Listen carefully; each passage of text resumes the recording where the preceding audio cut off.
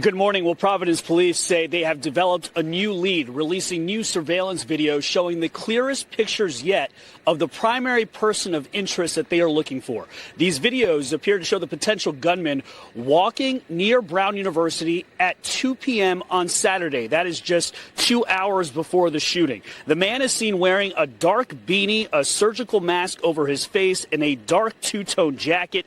He's just walking almost casually. At one point, he stops, turns around, puts his arms behind his back, and just looks around. This person of interest is described as a male, 5'8", with a stocky build. The FBI says this person should be considered armed and dangerous. The FBI is also now offering a $50,000 reward for any information leading to the identification, arrest, and conviction in this case. Now, the Providence police say they don't know what this person was doing walking around hours before the shooting, and they don't know whether the gunman specifically targeted the classroom where 2 students were murdered and 9 others were wounded. I'll tell you that what I can tell you is that this individual definitely targeted Brown University, because clearly we're here speaking about that. And I can also tell you that obviously it's something that we're looking into as far as if there's anything else that he was targeting. The FBI has sent more resources to assist in this investigation. Yesterday, for the first time, we saw 24 FBI evidence response team members conducting grid searches at and near the scene, searching through the snow, the bushes and shrubs. We saw them pick up several items: an empty alcohol glass bottle, what appeared to be a blue glove, anything that could perhaps have been tossed or touched by the shooter. What was surprising was that these searches were being conducted 48 hours after the shooting, right across the street of the engineering and physics building where the shooting took place, and in fact at one point on the very lawn of the shooting scene. The FBI was also seen in Tyvek suits going through the building's dumpster. The FBI's lab in Quantico is processing evidence, and agents are inside reconstructing the scene, documenting the trajectory of the bullets. Investigators say they don't have the gun, but they know that the gunman used a 9mm handgun. Also interesting, Brown University sent out an alert yesterday urging anyone that was inside the engineering and physics building behind me the day before and on the day of the shooting to contact them so they can interview them. Interesting note about that is obviously we are 72 hours now past the shooting, and also they canceled classes, canceled final exams and projects. Many of these students have returned home. Guys? Tired of bad guys? Fear no more. Introducing Lil Knights, the ultimate look for kids, teens, and young adults. Easy to put on and ready for adventure. Whether it's playtime or go time, suit up and stand tall. Order your Lil Knights armor today.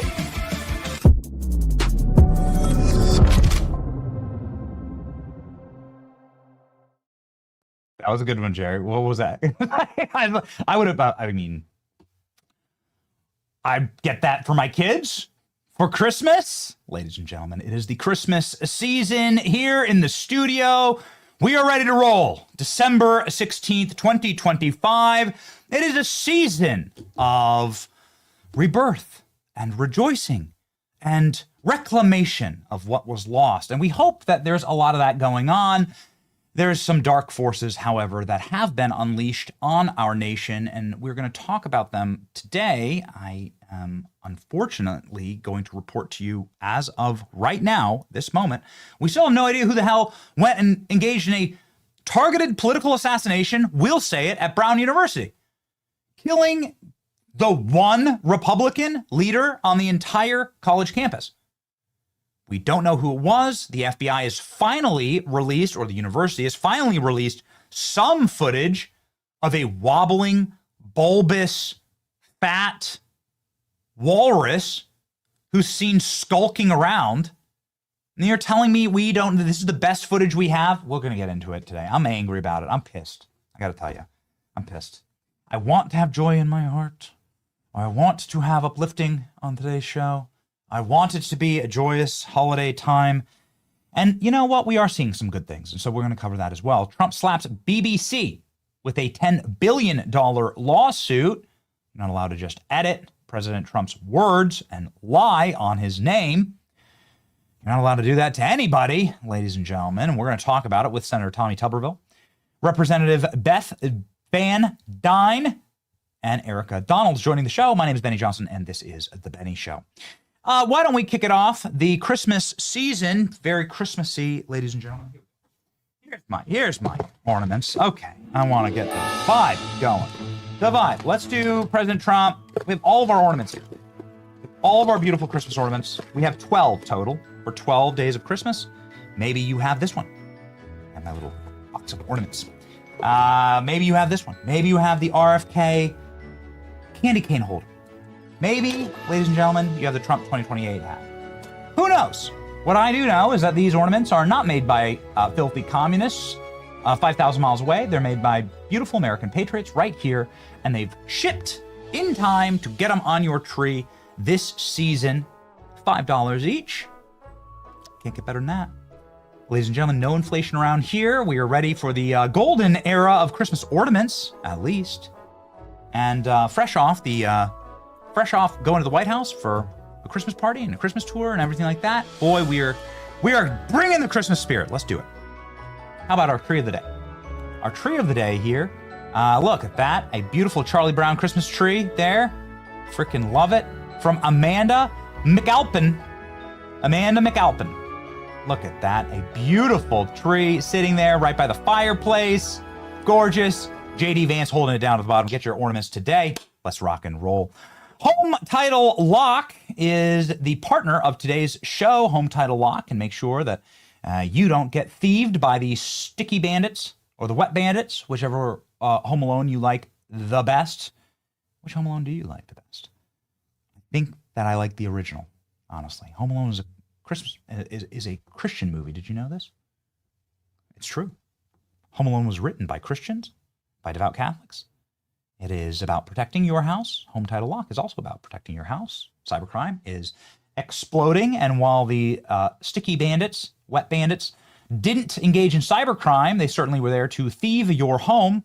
Home thievery can happen, and it can happen digitally. Today, people can foreclose on your house. They can falsify documents with your name on it, their name on it, and then record themselves as the owner of your home. They can take out loans against your equity. They can sell your property from underneath you. This is why you need Home Title Lock today. Use promo code Benny for HomeTitleLock.com, and you'll get a free trial and history report. Free 14-day trial of their $1 million triple lock protection, 24/7 monitoring of all title and records, urgent alerts, and $1 million of insurance to fix it if you are a victim of a crime. HomeTitleLock.com, promo code Benny. Use the link below. Okay. I think I'm going to start just off the top. I don't know if we have a, I want to start off the top with like 2 or 3 like really quick things. Let's go with 3 pieces of good news. Let's do 3 pieces of good news right off the top. Again, I'm like hyping myself into the Christmas spirit. Why is that? My entire timeline is constantly people fighting, constantly people bitching, constantly people in our movement trying to slit each other's throats. And thank God, I think that there's a lot of fatigue around that. It's the thing that Charlie would have hated. It's a desecration on his name. Charlie Kirk was a uniter. He was somebody who built coalitions. He's the person who brought Elon Musk and Donald Trump together. He's the person who brought RFK together with JD Vance, together with Donald Trump. Charlie Kirk did all of these things behind the stage. He didn't ask for any credit, but he was the man. This is what makes him a legend. And so to see the movement become very small and atrophied and infighting and bickering when there are good things that are happening in the country, like here, for instance, are the employment numbers for Americans over the last 12 months versus foreign-born workers. An incredible graph here. Number of native-born Americans with jobs up 2.6 million over the last 12 months, while the number of foreign-born workers has declined. All of the job growth, all of it, has gone to Americans. All of the job growth in the golden era, gone to Americans. Negative jobs for foreigners. There are things to celebrate. There are wonderful things that we can talk about here. I mean, they're uncovering mass voter fraud and purging the voter rolls in Arizona. This is a very, very good thing. Ladies and gentlemen, it's, did I not send this one? Did I not send this, Alex? No? 500,000 voters purged in Arizona. Did I not send that? Mark Mitchell posted it. Something that we've been like talking about for a very long time. And why are they purging this? I can't believe I didn't send it. Just a second. There it is. Thank you. I said, oh, I sent it to the wrong one. There you go. Pop that up, please. Look at this. 500,000 to 1.3 million illegal voters on the voter rolls of Arizona. Outrageous voter registration rates exceeding 100% of eligible voters. How many times have we told you that Arizona in particular was a crooked state with crooked voter rolls? The DOJ sued in order to clean up these rolls. This is because of a lawsuit from our friend Harmeet Dillon. And now Arizona is having to pay the piper. Absolutely destroyed. I don't know if you guys, how long is that video, Klein? Let's just play it real fast. Let's have a listen.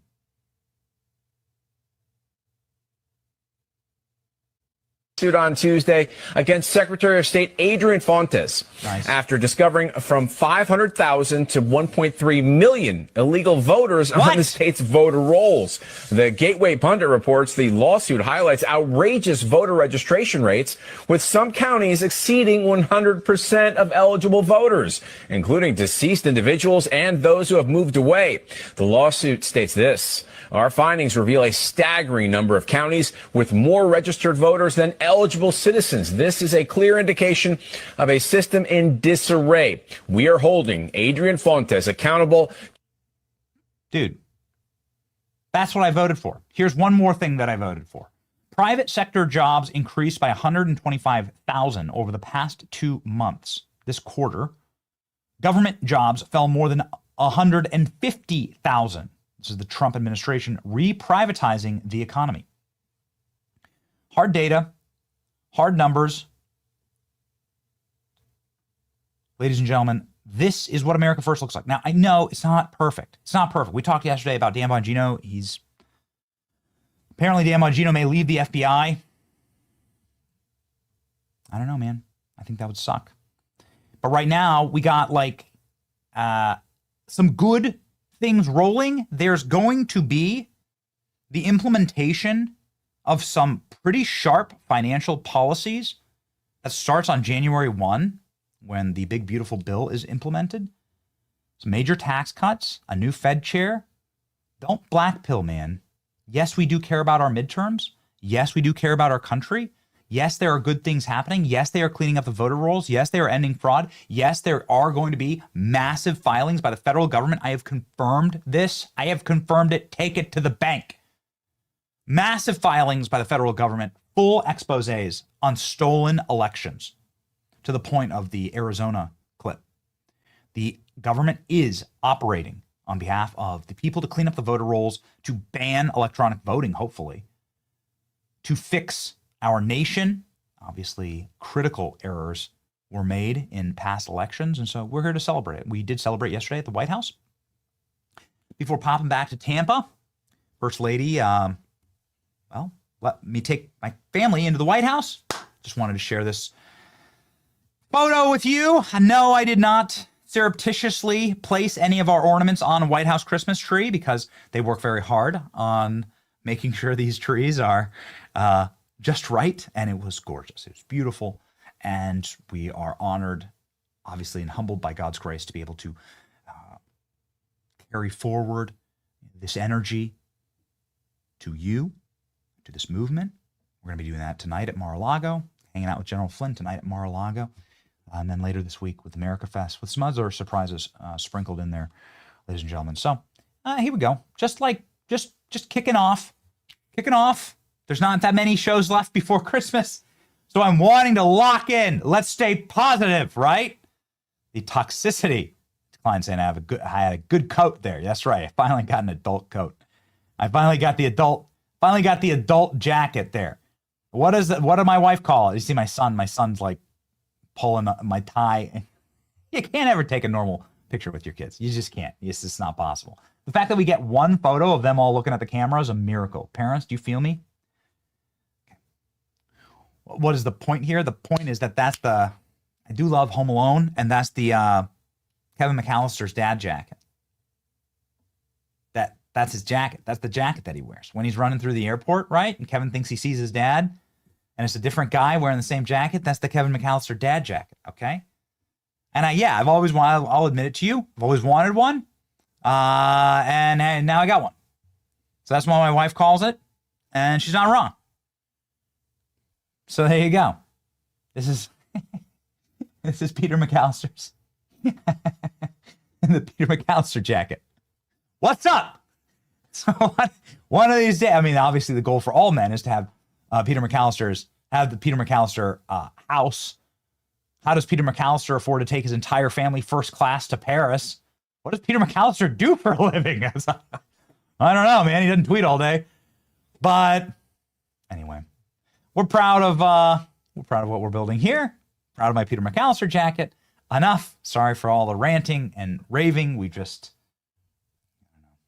I saw what happened with Erica and Candace yesterday. And I don't want to talk too much about it because I don't really, I've had some internal conversations about what's going on there. And I don't know how Erica does it. Yeah, I know both of them. I emceed Erica and Charlie's wedding, man. I love the two of them.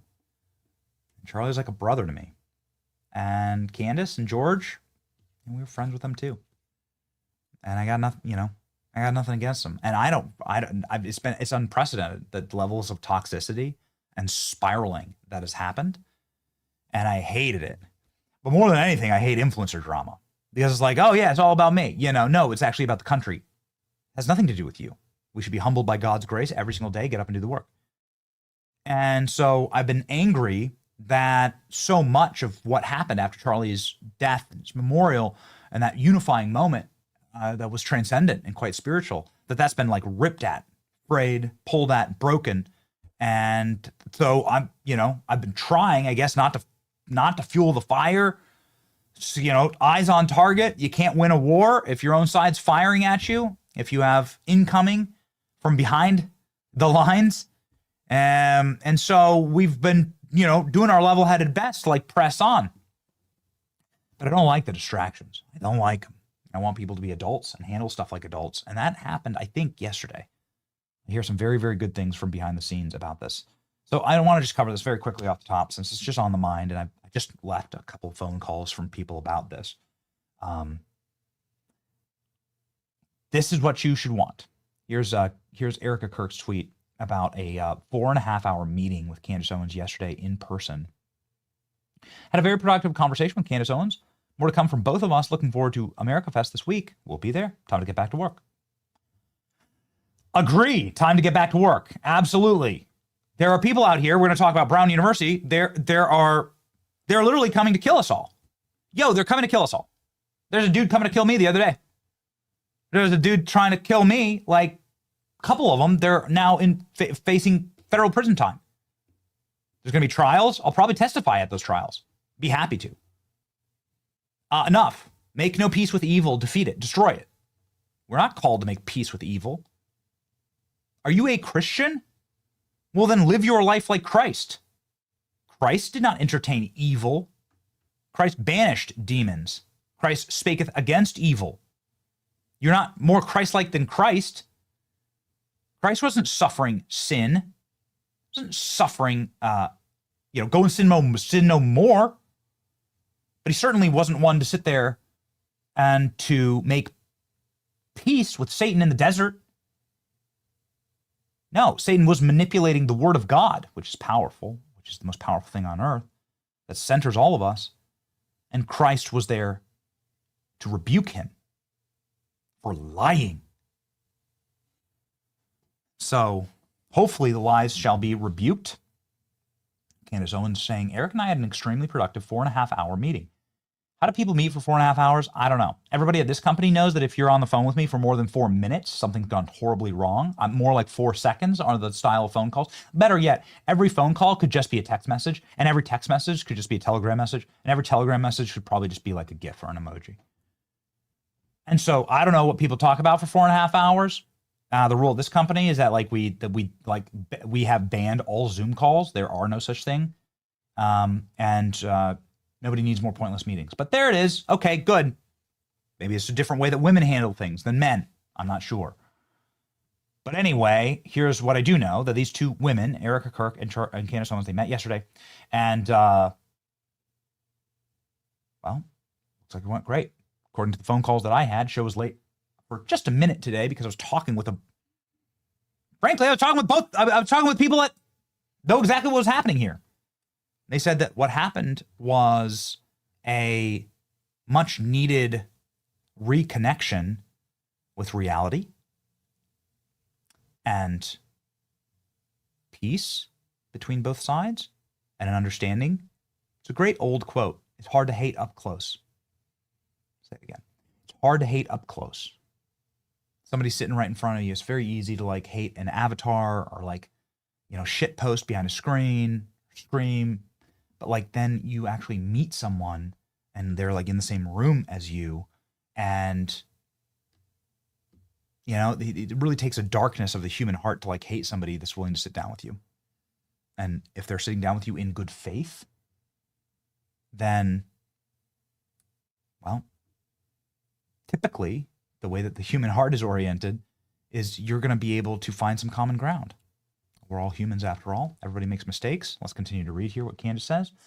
I feel like this meeting should have taken place a lot earlier than it did. Same, honestly, but a lot's going on, okay? A lot's going on. We pray for the beautiful widow Erica Kirk. We're very saddened. I mean, there is no rule book, right? There's no manual for what's going on here.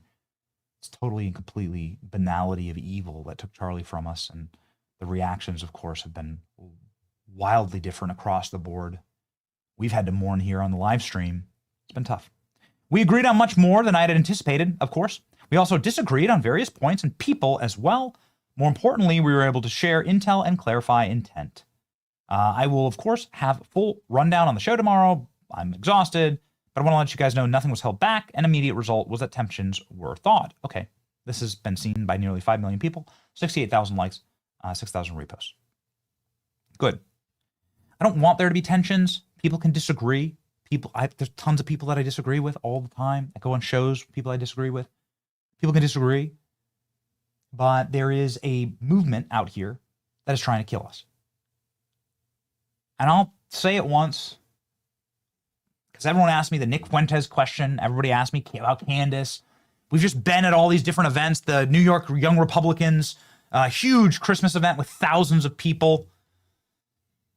I think that like Sneeko and Nick Fuentes was there. ALX was there. Like I think that there were people like outside, and there's all these, there's all these different like edgelords everywhere, and it's a world of very, very different voices and very different personalities and people. and everybody's like, it's just some giant high school, honestly. It's a bunch of little like nerd groups all together, and seeing who's going to get shoved in the locker, and right, like that's just all it is. It's all real life. This is all adult life is actually an extension of high school. And everybody asks me these things, and my line has been consistent. And it's been consistent for months after Charlie's death. It goes like this. All of us have a God-given, God-ordained right to free thought and association. That is, of course, protected in our First Amendment. And when you're having debates in good faith, the best ideas that spark off each other, they win. The people who are lying, they lose. The people who have bad ideas, they lose. And that's just the way that it goes. Okay? That debate's awesome. Those debates are great. Those are the debates that keep the country going and that keep like sort of the esprit de corps and the adventure of America. It's like those debates. The thing that is to be fought against, dispatched entirely root and stem and salted of the earth, the people that don't debate, that debate with a bullet to the head or the neck, that debate by killing the argument, by killing the person, by killing their own souls in the process. That's the actual evil that we are fighting. It isn't people that want to sit down and disagree on views, whether it's Piers Morgan and Nick Fuentes or Candace Owens and Erica Kirk. Peaceable, good faith disagreement is what built the damn country. Go back and look at even before the Constitution. Go back and look at colonial times or pre-colonial times.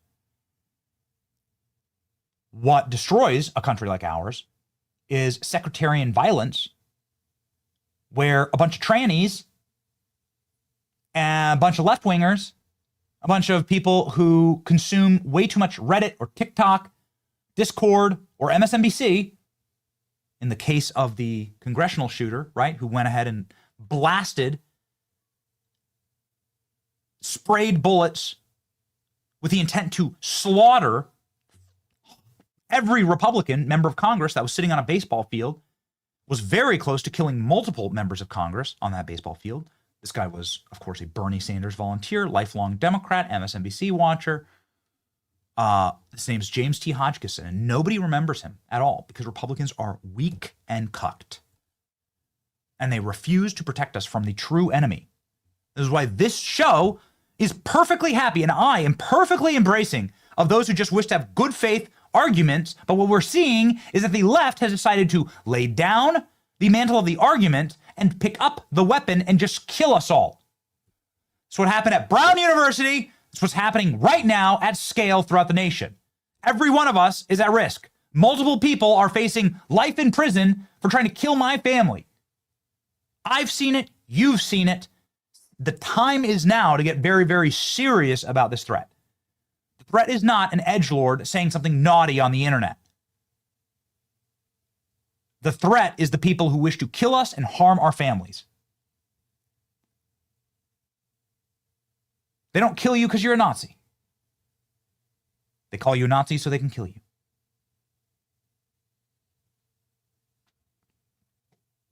That's what happened at Brown University. And it is what's happening at scale around the country. In the aftermath of Charlie's death, the left realized that not only could we go on TV like Jimmy Kimmel did and straight up lie and say that the killer was MAGA, which he did. The MAGA gang is trying desperately to say he's anything but one of us, is the exact words that Jimmy Kimmel used. And then now Jimmy Kimmel gets his contract renewed. Oh, wow. So you can just go and lie about that? 75% of the country has no idea that Charlie Kirk's killer is a left-winger. 75% of the country has no clue that Tyler Robinson, and I say Charlie Kirk's killer because we've done multiple shows, you're going to have to present to be some other evidence other than the DNA evidence, the video evidence, the family evidence, the confession, and then Tyler Robinson just 72 hours ago confessing in court that he killed Charlie Kirk, saying to his lawyers, I think about the shooting every single day. The guy had a wife. I mean, okay, and I don't know what else you want. You're going to have to present more. You're going to have to present more demonstrable evidence than that. Perfectly happy to talk about a greater overall conspiracy with Tyler Robinson. Should it just be Tyler Robinson charged? Should there be hundreds of other people implicated in this? I hope that there are, because I think there's a lot of evidence to that. What about the transgender boyfriend? But whatever. Tyler Robinson was in a transgender relationship, his boyfriend was transitioning from male to female, so I don't even know what to call that. But Tyler Robinson was a hate-filled leftist who hated Charlie Kirk, hated open debate, hated free speech.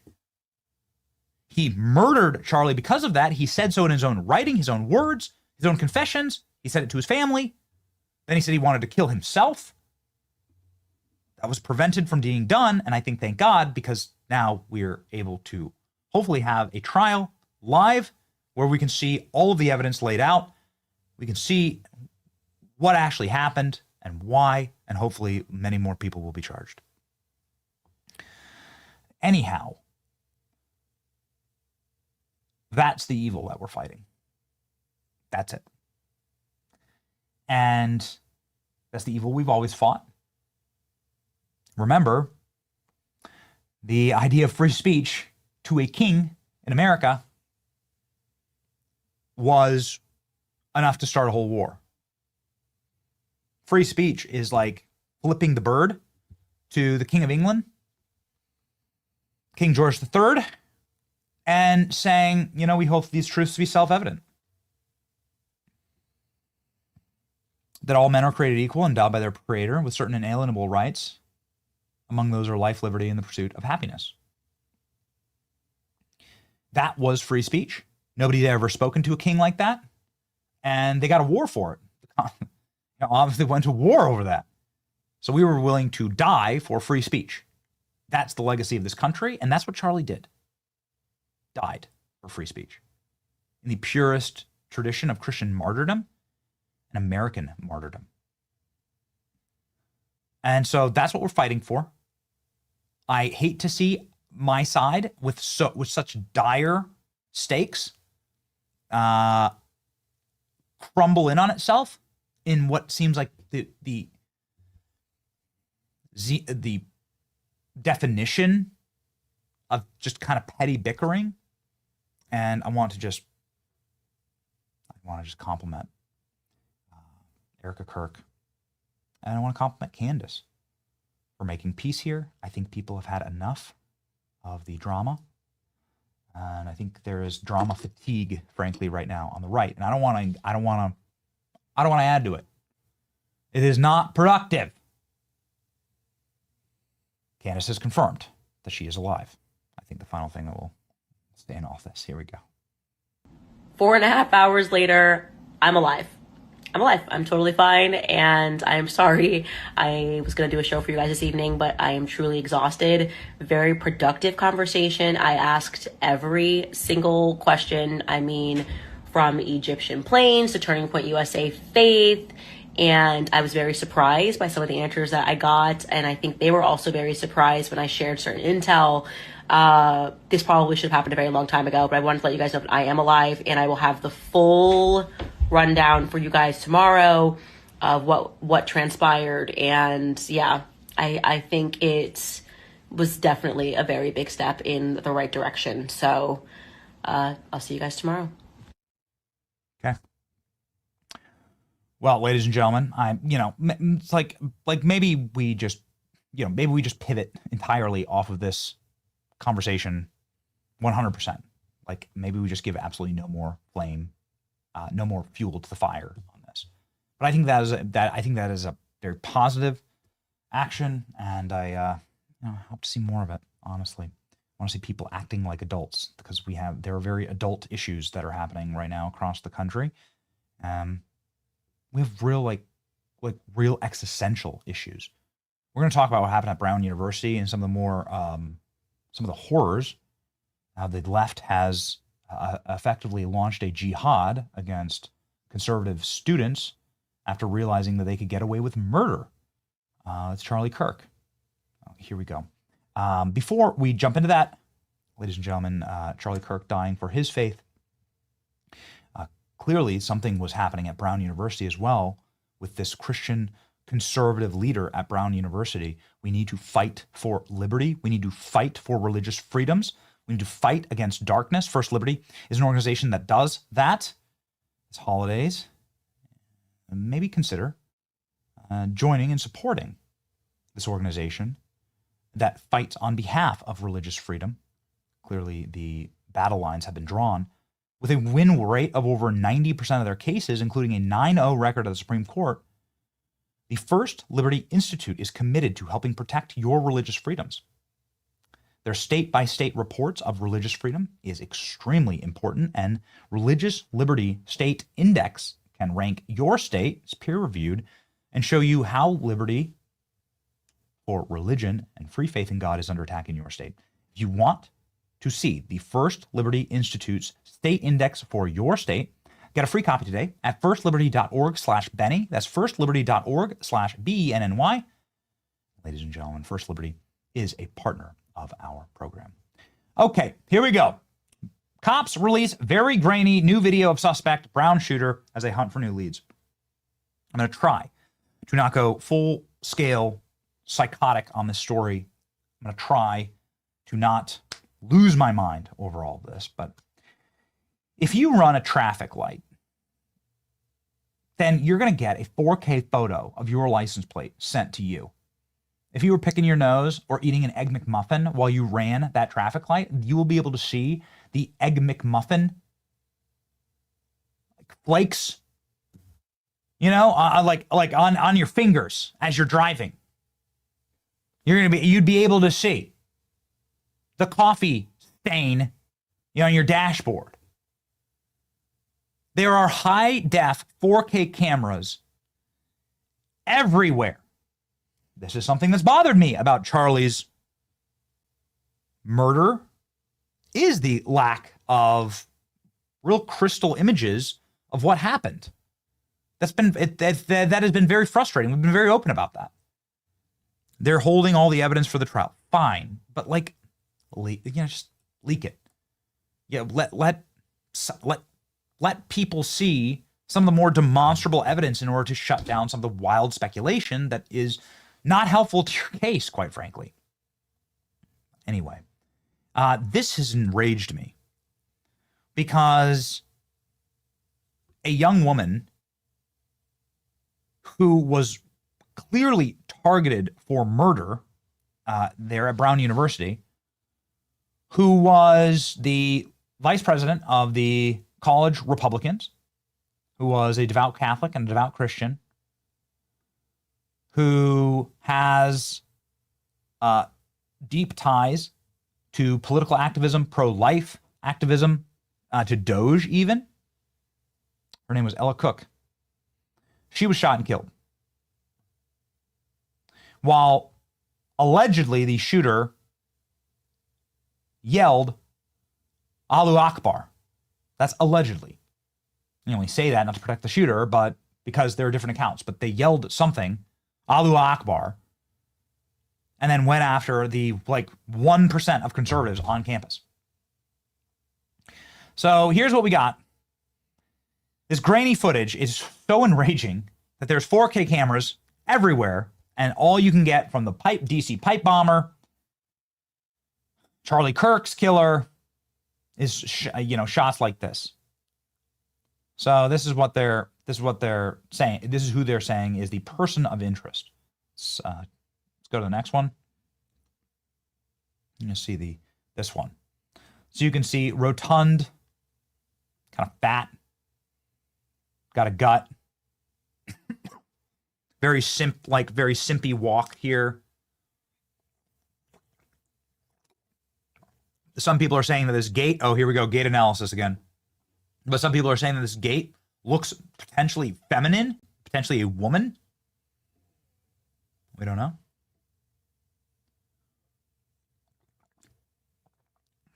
Right here. Or just a very low testosterone individual. There you go.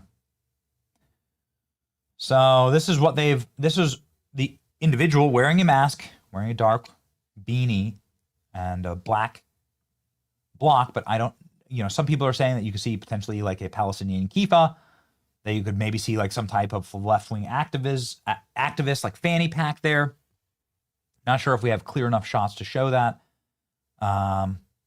Here's the FBI post bulletin seeking more information on this suspect. Again, you can see sort of the fat and rotund body type. Some people are like, it's a man. I don't know, man. I'm still not ruling out that it couldn't be some type of wildebeest female activist as well. I don't know. But here you go. So at the very least, they have something more than nothing, which is what we had as of yesterday. The Providence police are up, and what a joke they have turned out to be. What a humiliation. Providence police, we are requesting public assistance in identifying this person of interest. Saturday's incident at Brown University.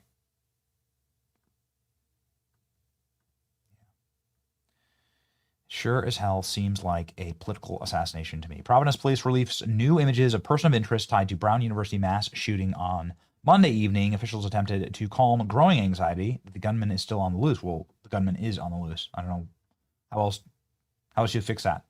A series of new videos, most revealing images of the man police are pursuing, showing him dressed in dark clothing with black face mask, hiding most of his mug.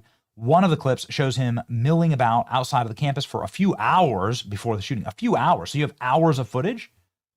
There are over 1,000 cameras at Brown University, yet none of that footage has been released. None. Zero. None of the Brown University footage has been released. They presumably have the shooting caught on camera. They refuse to release it. Why? I think it has to do with narrative. The desperate manhunt is already more than 2 days old on Monday, and it comes after police say that they had a person of interest in custody on Saturday. They cut that man loose. It's always humiliating when they do that. The FBI filer described the person as 5'8" with a stocky build. Okay. So they shot 2 prominent students, sophomore Ella Cook and freshman Muhammad Mruzrakov from Azerbaijan. Another 9 victims were wounded. We want to see the individual that pulled the trigger on these kids identified, apprehended, brought to justice. A blurry surveillance video was released earlier in the day, showed a suspected shooter walking near the campus. Police presence was ramped up. It's amazing. You can go through and shoot 9 people. You can shoot a dozen people when you add it all up, and then just walk away. And all they have is like grainy videos. You ever seen like footage of the Mars rover? Lands on Mars and sends back crystal clear images of Mars. You can see like every grain of sand on the rocks. But yet this is what we have in Rhode Island. Klein, what the hell's happening? Klein's from Rhode Island. I don't know. Klein, what the hell's happening? Here's information about Ella Cook. This is why we call it a political assassination. Also, we're learning more about the 2 victims. Freshman Mohammed Aziz Umar Kozokov. He and his family arrived in the U.S. in 2011 from Uzbekistan. They were naturalized citizens. His sister says he wanted to be a neurosurgeon, inspired by a doctor who operated on him as a child. Ella Cook was a sophomore and vice president of Brown College Republicans, rare for that university. Her friends say she had a bold, brave, and kind heart. She was an outstanding piano player. She was fluent in French. What could she not do? Sick. Friend of Ella Cook sounding off here, ladies and gentlemen, about who Ella Cook was, and it'll make your blood boil. Again, I am not going to, like, Occam's razor says that this was a political assassination. If you go to Brown University, God forbid, and you just start opening fire, well, 1,000 times to 1, you are going to hit a left-wing student. That's because it is a left-wing university. It is the most liberal university, arguably, in the world. It is it is certainly the most liberal of the Ivy League universities. 1,000 to 1 is left-winger versus conservative on campus.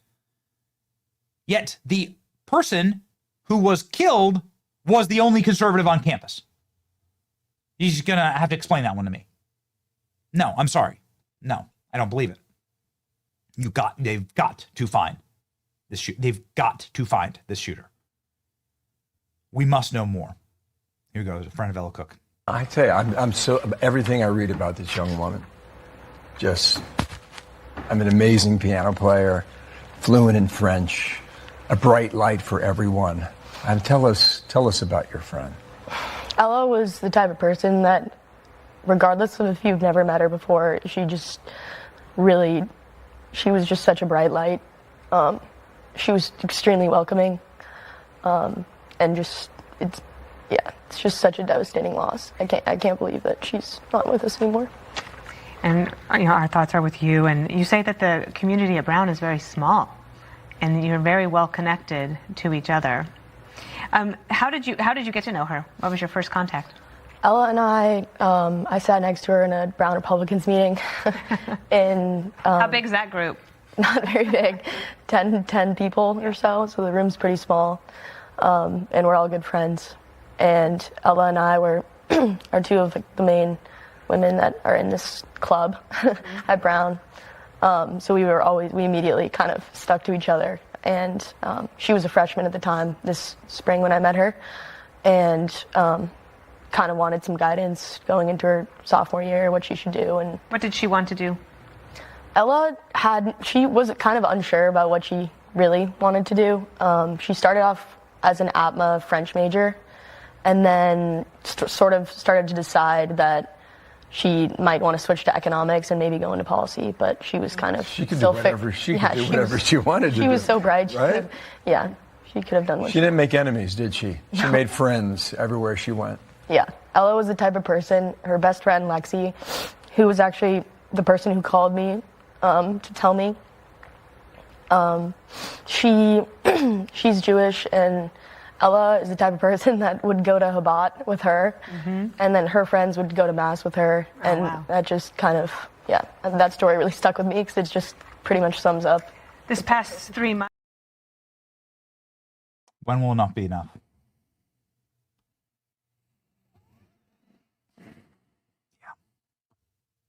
Okay. Final thing on this. The FBI, a former FBI investigator, says that this is most likely an insider. This is most likely a member of the Brown staff, a student, somebody who understood exactly where Ella was going to be, and then committed a political assassination. Real quick, here we go. Why wasn't there more surveillance at the university in this modern age? It's almost unheard of. Yeah, it's very difficult for myself to wrap my mind around the fact that, you know, a university setting, and I've done security assessments on all types of facilities, including some universities, not to have kind of a complete composite of what the comings and goings are, just from a general public safety standpoint for students, and kind of an expectation of security and safety, both parents sending their children there as well as the young adults conducting themselves. So, you know, I haven't been there. I don't know. I can't speak to it, but it is surprising that we don't have more from inside the building. You know, which largely leads to another element of this, is that when we look at selection of this location for the shooting, you know, in the security world, we look at places as being public spaces, semi-public and private. I would consider this a private space. If you or I, Lawrence, were walking around Providence Saturday afternoon, would we have known that there was an exam where people gathered in one large, maybe classroom in that building on a floor that's not maybe visible from the street? So it leads to the question, was there anyone who either was associated with the university, a disgruntled employee, former student, someone who had a particular vendetta against a individual, but knew that this place was packed with people? If you want to commit a mass murder, you would have gone down the street, unfortunately, to the mall, to the train station, or some other place where there would have been other targets. But this target was selected for a very specific reason. Yeah. Such a great point. This was not like just trying to commit terrorism or a mass murder. They went to a specific place with a specific student who is 1 out of 10,000, who's an open conservative on Brown University and a Christian, and then screamed Allahu Akbar and killed her. This is a political and potentially religious assassination, and they got to find this man or woman who did this. Ladies and gentlemen, Erica Donalds is the chair of the Education Opportunity at America First Policy Institute. I think there needs to be some major reforms made in our education system. She joins the show live now.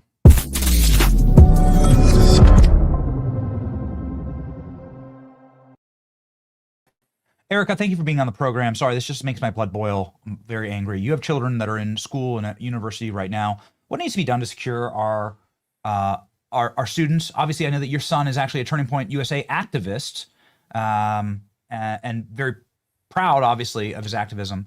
But now you are seeing targeted political assassinations down the chain. What needs to be done more to secure our schools? Well, it's harrowing, but unfortunately, some of the damage has already been done when we saw for months university administrations tolerating anti-Semitic, bullying, pro-Palestine protests, many times that turned violent, vandalism, and they didn't punish these individuals for what they were doing on campuses. They did not get punished for vandalizing and ruining property. They did not get punished for intimidating other students and blocking the way for students to go to class. And so naturally, what happens when you do not punish criminals is that they increase in the severity of their criminal behavior. And so that is the culture that has been set on many of these university campuses.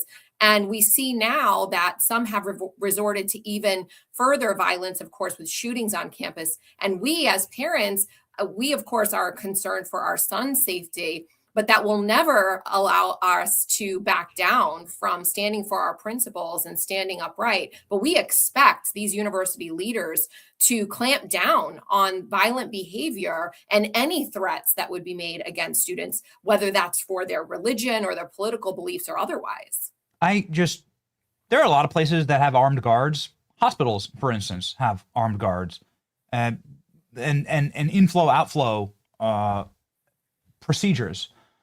Why don't we require that at universities and at schools? I think that, frankly, it should be. Banks have obviously armed guards at them. There are many places, every federal building, and I'm not necessarily against that, but I believe that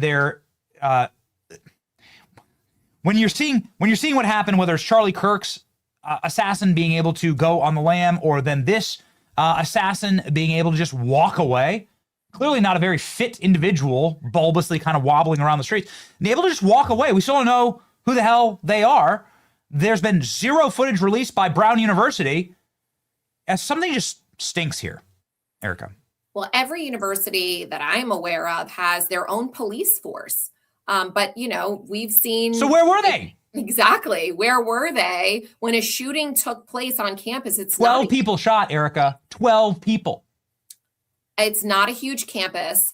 It's insane that the university police were not able to respond quickly enough to not just neutralize the shooter, but also capture the shooter, and the ability to look at surveillance and see where that shooter was going and chase. Why are we watching a shooter walking down the street casually when the university police should have been chasing after him with all of the technology and surveillance that they have available and resources that they have available? I mean, think about the money that Brown University has, whether that's their endowment or all of the federal funds that they're getting for the number of students that they have. There's absolutely no reason why those students should not feel safe, and that this shouldn't have been neutralized and this individual captured immediately.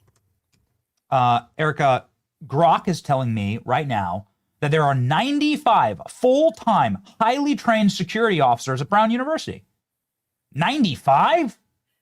That's more than a presidential. That's more than a presidential security detail. That's a ton of guards. So what the hell's going on here? Absolutely. That's the question I would be asking if I were a parent of a Brown University student. Why are we paying 95 full-time officers if a shooting like this could take place with no timely response to it? It is appalling, absolutely. But we've seen this happen before. Look at Parkland down here in South Florida, where, again, this school district had their own police force as well. The police were there on scene and did not go in to rescue these poor students who were being slaughtered by this madman. We've seen it happen over and over again on educational campuses, whether that's K-12 or college, where even though they have a police force, they're not responding quickly enough.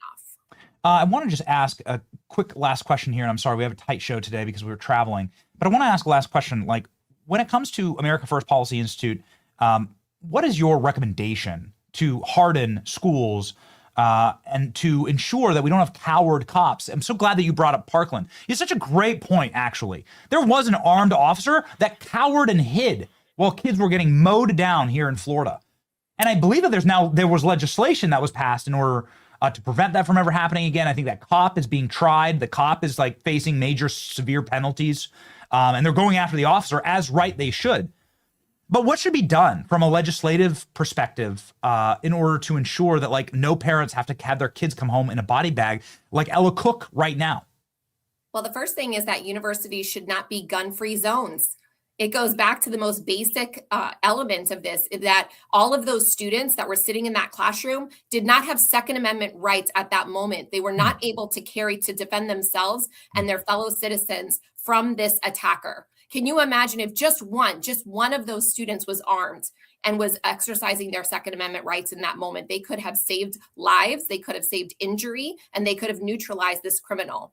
But the second thing is, when you have police forces on campus, you need to enforce the law at the very first breaking. It's the broken window theory. You cannot allow little things to go unpunished because it will escalate and you will have increased violence, increased vandalism, increased crime on your campuses, in your cities, in your communities, if you do not have law enforcement that will do their jobs. And I don't always blame the law enforcement officers, because oftentimes it comes from the leadership down. You make such a great point. That's such a great point. I'm sorry that my blood is boiling on this, but it just seems like it's open season on conservative activists, and nobody is doing anything. Republicans refuse to do anything. They got shot up on a baseball field by a left winger, and their reaction was to sing "Kumbaya" with Nancy Pelosi and Maxine Waters. And nobody does the Republican leaders won't do anything to protect our kids. And so, at some point it defaults to us. So I'm going to fix it. Erica Donald. Yeah. I'll let you have the last word. Yeah. Very raw for all of us with Charlie having passed just so recently, and us looking forward to this weekend to celebrate his life in a way and his legacy at America Fest. I know I'll see you there. But such a huge part of us missing and part of the movement missing. And we're just tired of this violence and it being excused. You know what, Erica, I'm tired of people getting away with it, actually. Right. There is evil in the world, but you don't have to let evil just walk and get away with it. So I want more doors kicked in, frankly. Erica Donald, ladies and gentlemen, you can follow her. Obviously, she does incredible work. Incredible work at America First Policy Institute. She also speaks regularly at Turning Point USA events throughout the state. And her husband's going to be the next governor of Florida. Thank you very much, Erica. God bless you. Thank you, Benny.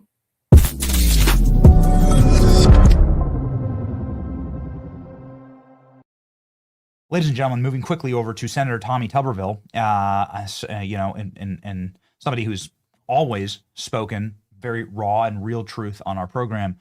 We're thankful to have him today. Here we go.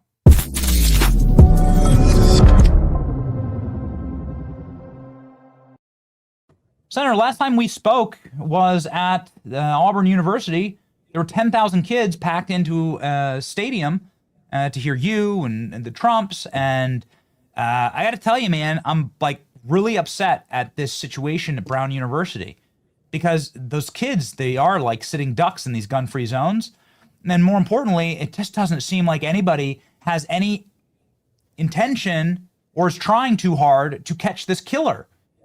It seems like the university is trying to withhold evidence, frankly, because this may not meet the narrative. Do you know anything about what happened at Brown University? How do we fix a situation like this?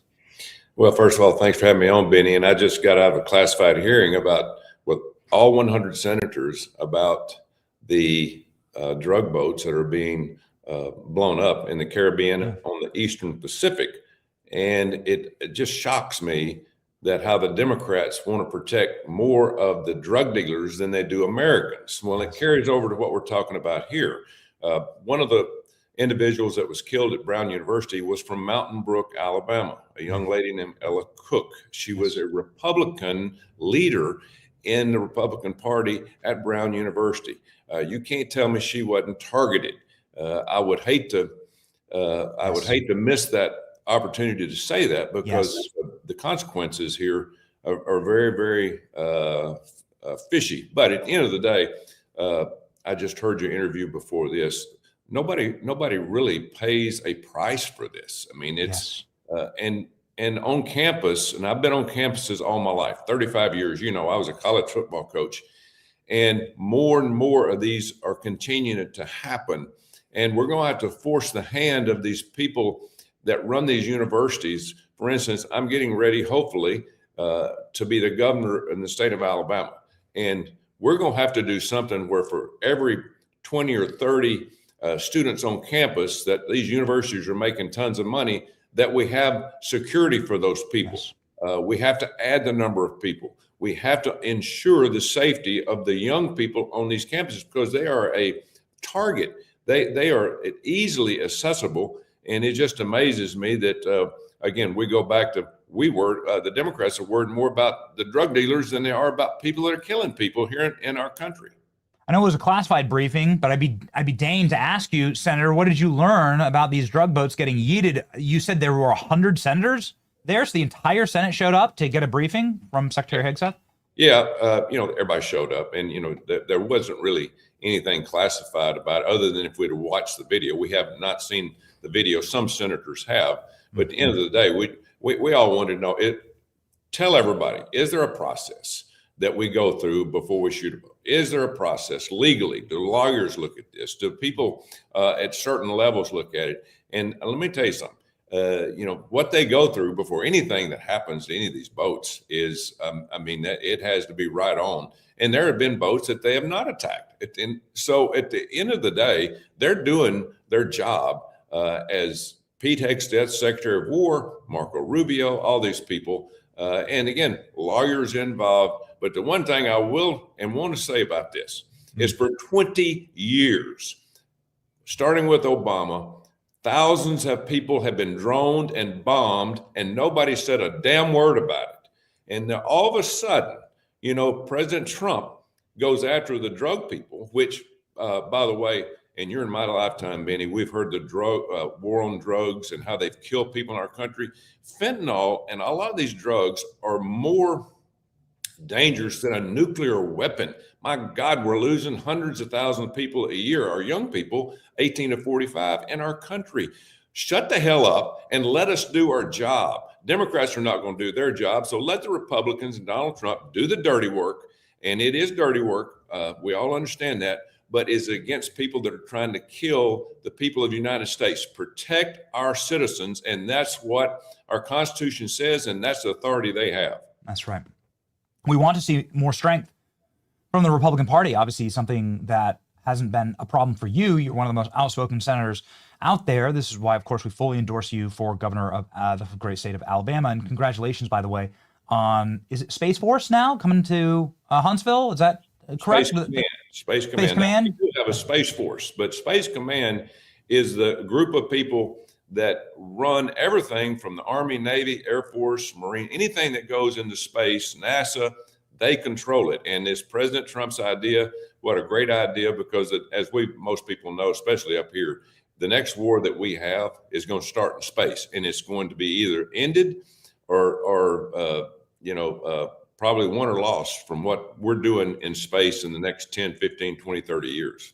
So this is something that I've recently learned, and you've been educating our audience on this. Alabama is like very central to rocket building, to Space Force, to our ability to fight in combat space, and also to explore space. This is something, of course, I didn't actually know. So I wanted to give you potentially an opportunity to send a message to Elon Musk as it pertains to Alabama and the potential future governor of Alabama. Elon Musk making news this morning here from Axios, saying that he's diving into the 2026 midterms for the GOP. Elon Musk has begun to fund GOP House and Senate campaigns for 2026 midterms, an indication that his relationship with Donald Trump has thawed since their massive breakup this past year. So there you go. Elon Musk pulling back from his launching of a third party, and then launching, hopefully, successful Senate and House campaigns. But anyway, since you probably know quite a bit of the players here, Senator, your message to Elon Musk. Well, the great thing about Elon Musk is he understands the process now, dealing with a short period of time with President Trump about Republicans and Democrats and the involvement there in the future of our country. The thing about Elon Musk is he understands a lot of different things. Now, he's into things such as building automobiles and Tesla and all sorts of those things. The one thing that he loves more than anything is space.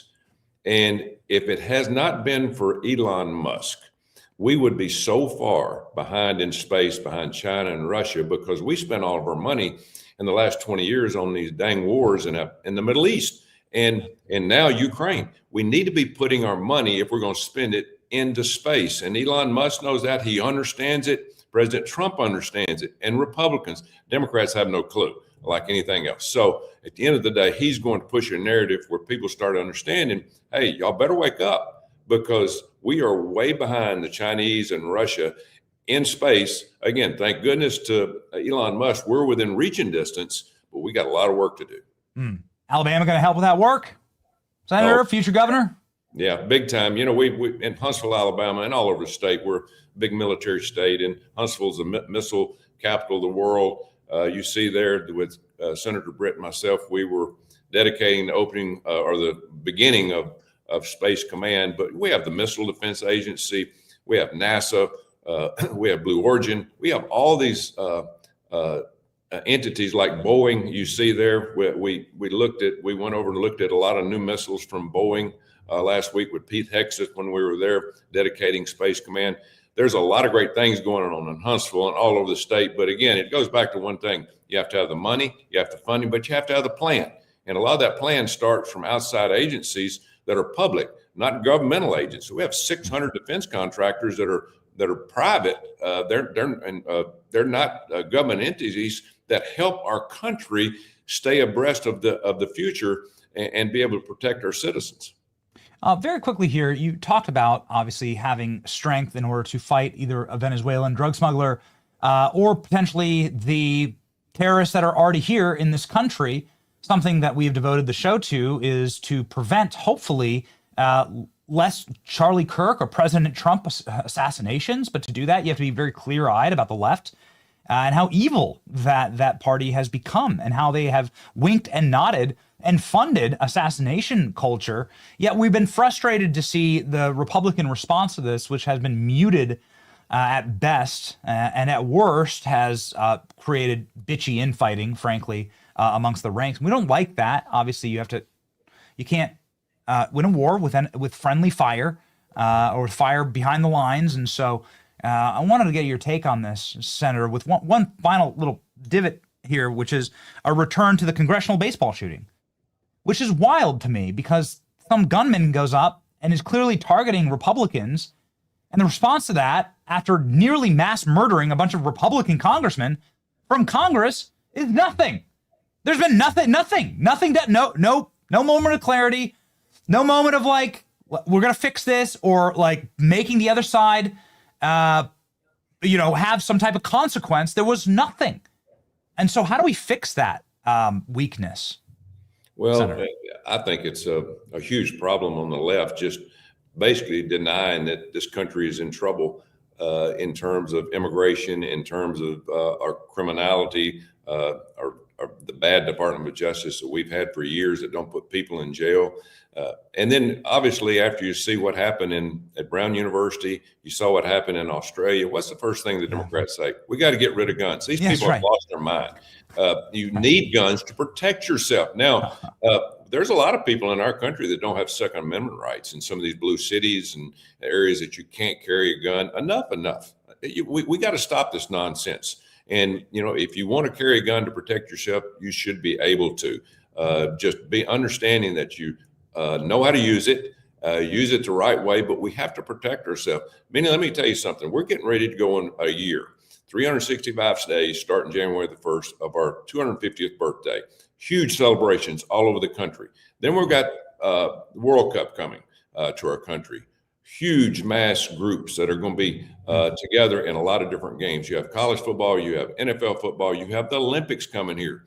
It is going to be a security nightmare for the people in this country. So I hope we have a great plan. The Democrats need to get on board with us as Republicans. We have security meetings.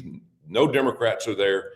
They could care less. They think, hey, let's let Donald Trump handle this. No, it's not Donald Trump's problem. It's all of our problem. And we need to protect American citizens. It's coming. It's coming somewhere near you. And we have to understand we have to protect ourselves and the people in this country. What should happen with Ilhan Omar? Because Ilhan Omar is somebody who's obviously advocated on behalf of ISIS terrorists. She's somebody that says that, September 11th, just some people did something. She's obviously embroiled now entirely in billions of dollars of Somali fraud. And I know that she's in a different chamber than you, Senator, but at some point, I think America needs to draw the line. I mean, we had members of Congress on here saying that she should be investigated and then deported if she committed immigration fraud. Your take? 100%, Benny. The problem that we have here is Hezbollah, Hamas. These groups are junior high teams compared to ISIS. ISIS, they're the bad ones, and they're coming back, and they're starting to infiltrate our country. Australia, those two guys had ISIS flags in their cars after they found them, after they captured these people. We just got to get these weak-minded Democrats that believe that everything is going to be kumbaya, everything's going to be fine, it'll all take care of itself, and we better start taking care of ourselves. So I'm really worried about next year. I really am, and hopefully nothing happens, but we have to prepare ourselves for the worst. I know that you've got to run, and I really appreciate your time. Just one final take, since it was this United States Senate that brought us the Hart-Celler Act. A lot of people, including the president, are now revisiting that and saying, well, wait a second, allowing unlimited third world chain migration is actually idiotic for a nation. It's how you destroy a country. And if you have immigration without assimilation, that's not immigration, that's an invasion. And we've been invaded as a country by people who are incompatible with Western civilization, and they hate this place. Yeah. And so what is the solution to that exactly? Would you be in favor of repealing Hart-Celler, would you be in favor of ending all third world and chain migration, birthright citizenship, and so on? 100%. We're in a situation now where after Afghanistan and after Iraq and all these wars that we've had, that we brought all these people in from Somalia, we're overloaded. First of all, it's breaking us. We're talking about how bad our healthcare is. It's bad because we're having to pay for all these people that don't work, that don't want to work. But end of the day, we have to stop this nonsense of bringing people in here that will not assimilate. Here's, I think, one of the answers to the problem. And you've heard, I've been going out against the Muslims, the people come in here that want to assimilate, that go by the Quran and Sharia law and all that. And there's people here that are Muslim that are probably good people. They need to speak out. We don't need to be the ones speaking out. It's the good people here that come here to assimilate, to go by our Constitution and laws and want to make a better life for themselves. Not these people that are coming here to destroy our country. So we need the help from, if there are good Muslims out there, which I know there are, speak out, talk out, and let's protect this country and make it better for all of us that want to be a part of the greatest country ever. You're going off, Coach, and I know that you got a meeting to go to. It's just you queued this up so nicely, so I'll end on this. You've gotten a war with Chuck Schumer here over this post. This post, you're saying Islam is not a religion, it's a cult. Islamists are not here to assimilate, they're here to conquer. Stop worrying about offending people. We've got to send them home now, or we'll become the United Caliphate of America. Chuck Schumer did literally squeal and clutch his pearls and called you Islamophobic. Haven't heard that one since 9/11. And then you roasted him and called him a member of Hamas, effectively, which is just really funny. Well, first of all, Chuck Schumer, Benny's a politician. Okay, yeah. He don't want to lose a vote, and he's going to have to run against AOC, and he's going to have to come out. He's going to have to be a pro-Palestinian. He's going to be pro-Hamas if he's going to win. He knows that, so he's trying to take it all out on me. Hey, I'm not in New York. I don't have to vote for you. I wouldn't vote for him anyway because he's been a detriment to our country. But hey, go do your own dirty work and figure out a way to beat this young kid from the Bronx or wherever she's from, and try to get back into the Senate for the 40th year, which he should have been gone a long time ago. Yeah, there you go. All right, maybe you can have him down to Alabama, show him how to grill a hamburger. Don't put the cheese on the raw meat, you moron. He doesn't know where Alabama is, Benny. Thank you very much, Senator. As always, God bless you. Everybody go out and follow the next governor of the great state of Alabama, Coach Tommy Tuberville. Godspeed and Merry Christmas. Thank you. Godspeed.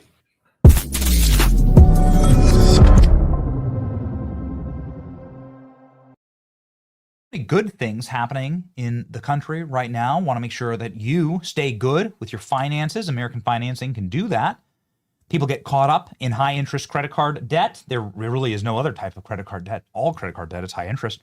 And it's at historic highs right now. There's a lot of good economic numbers that are happening in this country, and there are some bad ones. And this is a bad one. Americans are in debt. Our federal government is in debt. Can't fix the federal government. That's on a different scale, but you can fix your own household. And that's what we will be held accountable for. So make sure that if you are in high interest credit card debt, that you're calling my friends at American Financing in order to ensure that you get out from under that rock, get out from under the slavery, ladies and gentlemen, of that pressure. Call American Financing today. You can move quickly in order to reconsolidate that debt at a much better rate. You can make sure that you have a golden future. The sooner that you act, the quicker that you can save. 888-528-1219. That's 888-528-1219 to call AmericanFinancing.net/Benny. AmericanFinancing.net/Benny. Okay. Ladies and gentlemen, President Trump is suing the BBC for $10 billion for editing his speech. We have a member of Congress, Beth Van Dyne, who's going to be on in just one moment. She's going to talk about this, but what they did was they took the January 6th speech, which I was at, and, I was sitting there in the front row. I tell the story a million times right next to Alex Jones. Alex Jones, like literally, and Beth Van Dyne's from Texas. I don't know if she knows Alex Jones. I have no idea. But, Alex Jones straight up like the level of clairvoyance on this dude. He gets a text message that there's like people that are popping off the U.S. Capitol, and he saw it instantly. He saw the false flag operation. He saw the op. He got up, kicked over his chair, and went running through a field that was protected by the Secret Service. 2 Secret Service agents running after him because Alex Jones was trying to get to the U.S. Capitol because he saw what was about to happen. Like, he saw what was going on, and that they were going to use it in order to imprison and to slander and to jail President Trump and all of his supporters. An important reminder that they were planning on jailing people that didn't even go into the Capitol. They did. They jailed people that didn't even touch the Capitol building, didn't even go into the Capitol. I have no doubt, ladies and gentlemen, that the whole goal of this was obviously to put President Trump in prison. They tried with the help of the BBC, who edited Trump's words. This is why President Trump is suing for a record $10 billion, eye-watering, bankrupt the BBC because of this edit. Here we go. We're going to walk down to the Capitol, and I'll be there with you, and we fight. We fight like hell. We're going to walk down to the Capitol, and we're going to cheer on our brave senators and congressmen and women. So they just changed the intent. They changed his words entirely. They changed everything that the president said there. Nothing that the president... They changed entirely his sentence. They literally clipped and manufactured. I don't know if they used AI. Maybe they took a bit from a different speech. Maybe they used lines from a different speech and spliced them in.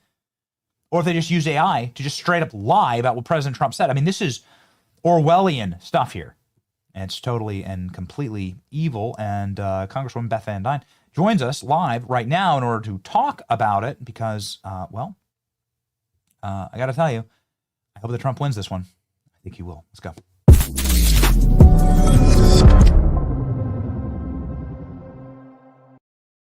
Welcome back, Congresswoman. Merry Christmas to you.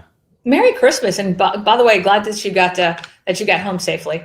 I know you're traveling with kids, and delays at the airports are never fun, but I'm glad you got home. It was crazy. We actually missed the children's White House Christmas party that we were going to go to, which sucked. But the First Lady's office took care of us the next day and brought us in to just go take the kids in. It was actually probably good because my kids immediately.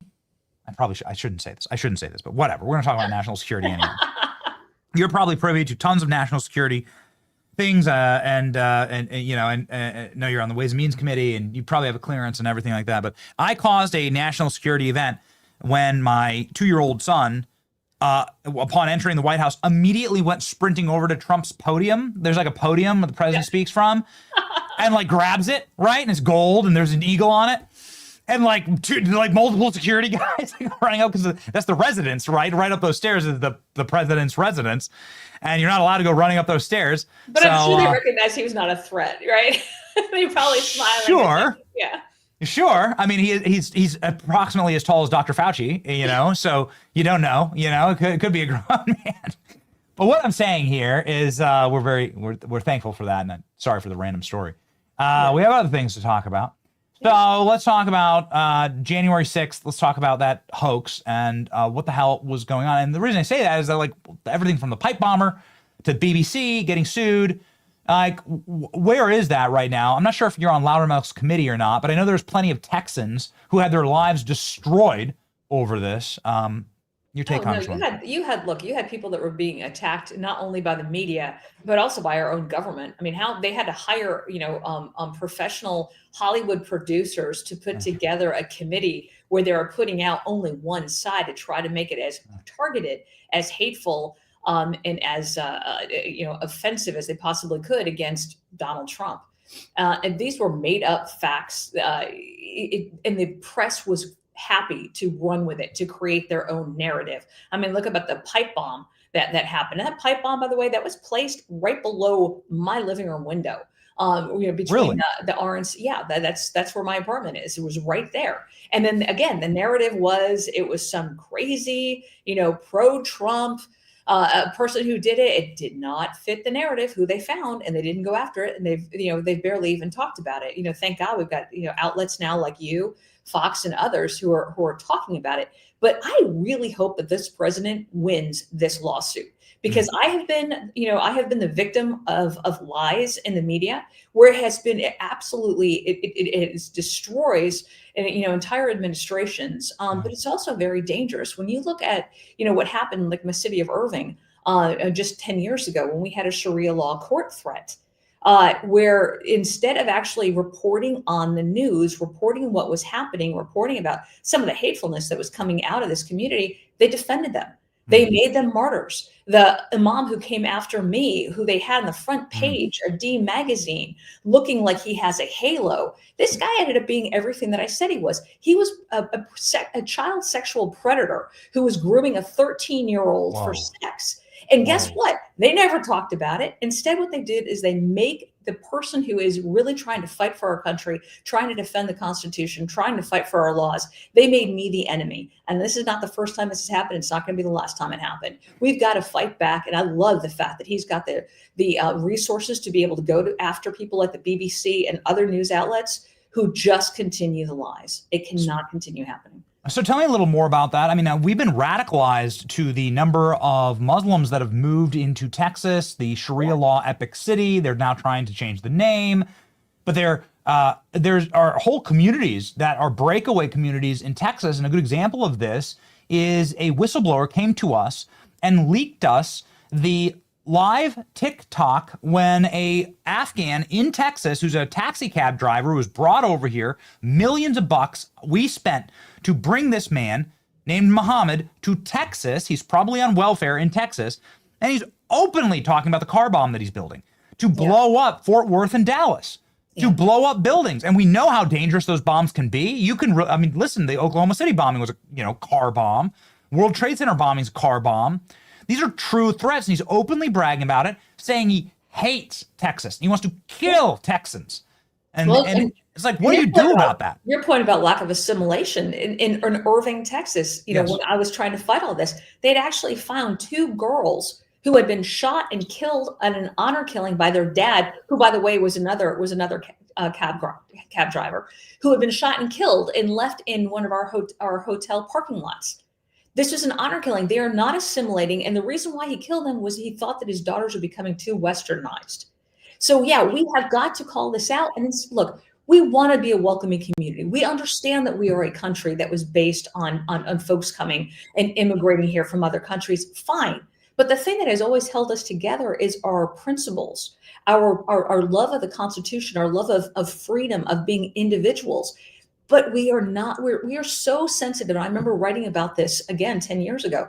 We are becoming so sensitive to protecting other cultures that we are completely forgetting about our own. We're completely forgetting about what holds us together as a fabric of a nation. And when we see things like honor killings, Sharia law courts, and we don't call them out, we don't bring them to task, we show a massive weakness. And that massive weakness gets filled. People read off on that. And I think that's why you're seeing places like Dearborn, Michigan, areas of Texas, as a local, this goes all the way down. It's not just a federal government issue. You have got to, as a local elected official, whether or not it's city council, whether or not it's mayor, county judge, state rep, you've got to start calling this out and creating areas that they are not welcome. And when I say not welcome, we want to have everybody there. We have one of the most diverse zip codes in the country in my city. But what you can't have is where they are creating areas like no-go zones, where they are actually having separate courts. And I remember I was demonized because I called it out. And I was fighting this Sharia law court, and I was saying how horrible this is for women.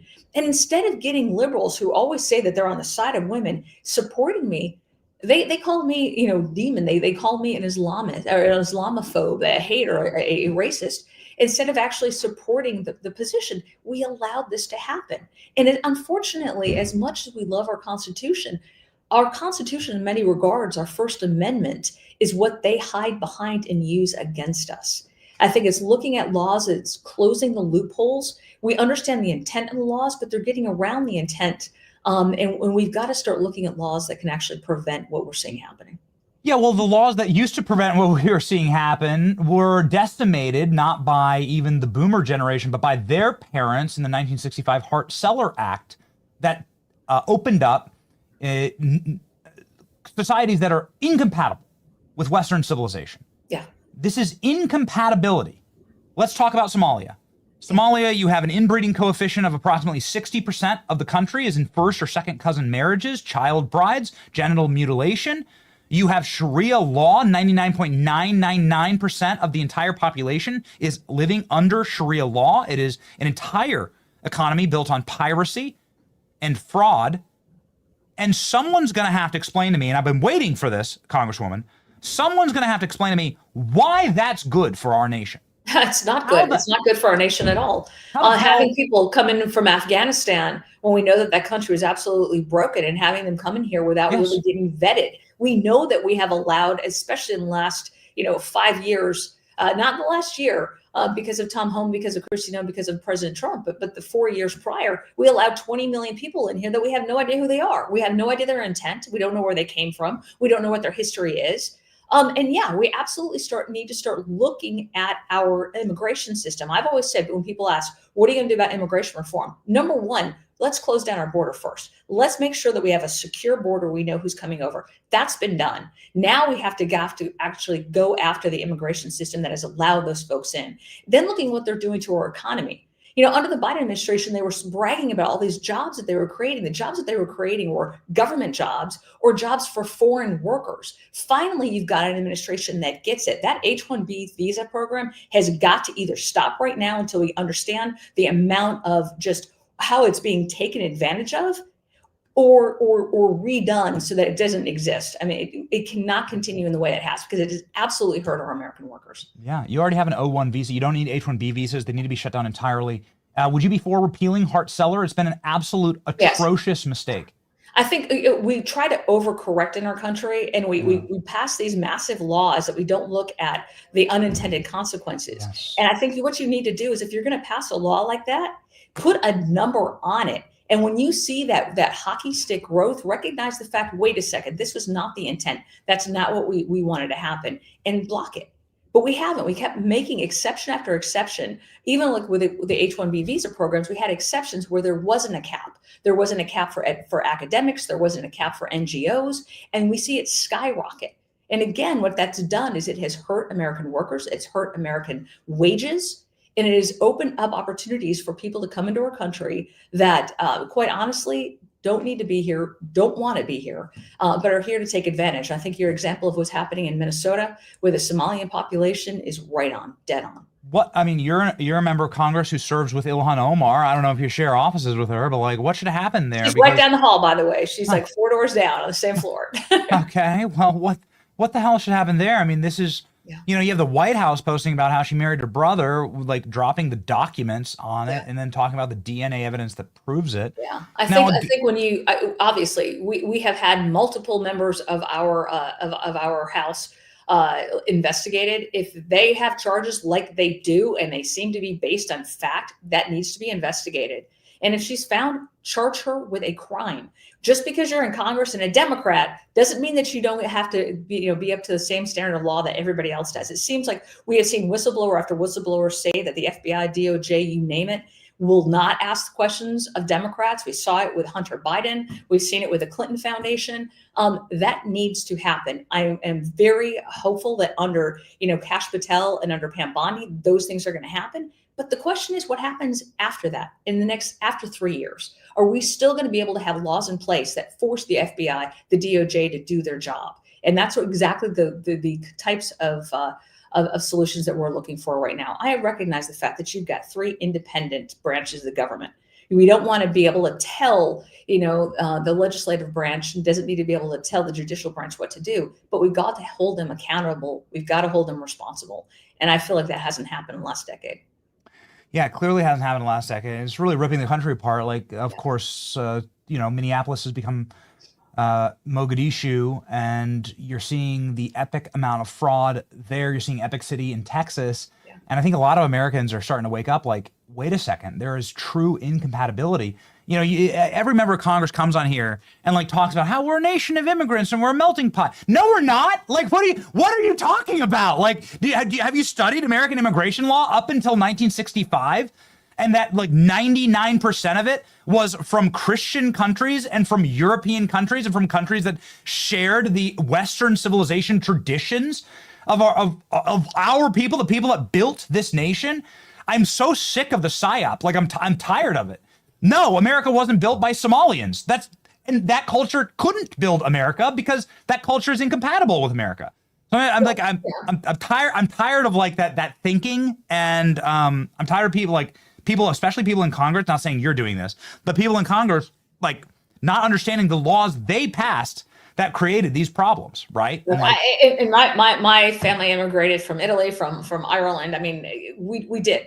When we say we're a country based on immigrants, yes, but that also held the common thread of what we wanted in our Constitution. And they got here and they assimilated. They learned our language. Yes. The problem that we have right now is we make excuse after excuse after excuse why we have to have 53 different languages for our legal documents, why everything has to be translated into another, why we have to have translators if people come to city council and they've got an issue.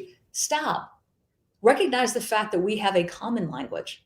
We don't have, by the way, we don't have a federal language, right? We specifically don't, but it should be English. When we see, we're having laws, look at what's going on in our roadways.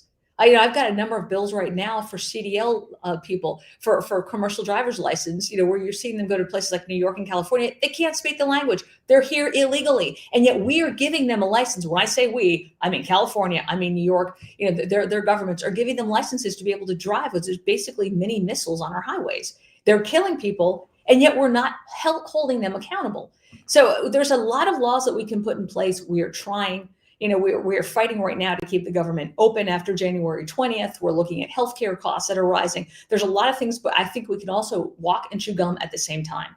And when I'm looking at what's happening across the country, when I'm looking at what's happening across the world, the shooting in Australia, these are not just one-offs. There is a calculated attempt to try to get Islamists, a lot more activity, strengthening. And I think the reason why is for 4 years, the U.S. was perceived as weak because we actually were. Oh. Now you've got a president who's taking it seriously. You've got an administration that is giving, putting the law into place. They are actually holding people accountable, and it's making people scared, and that's fine. But we've got to be able to hold it, not just for the next 3 years, but beyond that. I just want to do a massive shout out. I know that I know that this has been flagged for me before our interview today, but I don't think a lot of people understand the lore, man. Like, you really have taken on Sharia law in Texas, and you also took on some of the dumb psyops, like the clock boy Ahmed psyop. You've been fighting this for a long time, and we hope that it's a winning battle. I'll give you the last word here. What needs to happen in the state of Texas, I guess, in particular, and then on a national level, to ensure that American culture stays American? And what I mean by that is not having not incompatible cultures come here and create their own breakaway societies. It means that people, instead of like holding back and wanting to be oh so proper and oh so welcoming to other cultures, it means actually saying Merry Christmas and being and showing our traditions. It means when you see people at school that are teaching things that shouldn't be taught, parents, get involved, run for school board, get involved at the local level. Mayors, city council members, vote people out that are not holding, whether or not it's permitting or other such things that are not holding our values, are their oath of office, which is to protect the Constitution, to protect the laws of their state. When they are not doing their job, hold them accountable. But we've got to stop being so protective of other cultures that we are not respecting and emboldening ours. And I think that's where it starts, in making sure that we are the accountability, even at the law enforcement level. People have got to recognize the fact that when they are doing things that are illegal, there are consequences. And they're going to be held accountable. They're going to have charges. And then those charges are actually going to be met, and not just excuses made to why, because they came from this country, that country, why we're giving them excuses not to be able to follow our laws. And I think it all starts at home. Yeah. Well, Texas is still Texas, and we'd like for it to remain that way. Obviously, there's a lot of good things happening, but this is something that's very disturbing. And man, listening to that guy has now since been arrested, but that Afghan saying that because of Texas and it was so warm and welcoming, because so many people in Texas welcomed him, he wants to kill them all. You know, it's like his job to like make sure that he kills as many Texans as possible. It's like, dude, you need to be yeeted off this planet. You know, like, dude, you need to be locked. You need to be locked. You should have never been in this country. You were a terrorist in Afghanistan. Now you're a terrorist here, and you know, it sickens the soul, honestly. Yeah, sickens look, the soul. we are warm and welcoming in Texas, Southern hospitality, but our motto is don't mess with Texas. And when we sit here and we find something that we are not going to be perceived as weak, and I think, you know, things like gun laws, you know, we were talking about what happened you know, just recently. The more folks who can be able to protect themselves, again, people aren't going to mess with places that they think that they're going to be shot or held accountable. It's just not going to happen. And I think, you know, Texas is a great example of that. We need to do that across the country, and policies matter. Perception of weakness, perception of strength make a huge difference. But again, this starts at home. It starts at the local level, state level. We all can work in harmony to make sure that our Constitution is upheld, that our laws are actually followed. And when you have elected officials that speak out against those things, get rid of them. Well, we are glad that you're getting rid of Epic City in Texas. We're seeing this obviously as a greater and trending movement. We're glad that people are finally talking about it and getting away from the melting pot psyop and getting back to like, wait a second, why aren't we preserving? Why is every culture deserving of preservation except for our own? You know, and so glad that you've been speaking out against it long before it was popular. Everybody follow the great Congresswoman here, and very, very Merry Christmas to you and to the great state of Texas. And to your kids, and let's hope you don't get any more delays at the airport. It's a crazy snowstorm. It never snows that early, but it was a complete whiteout. It was great to see, though, nonetheless. God bless you. Merry Christmas.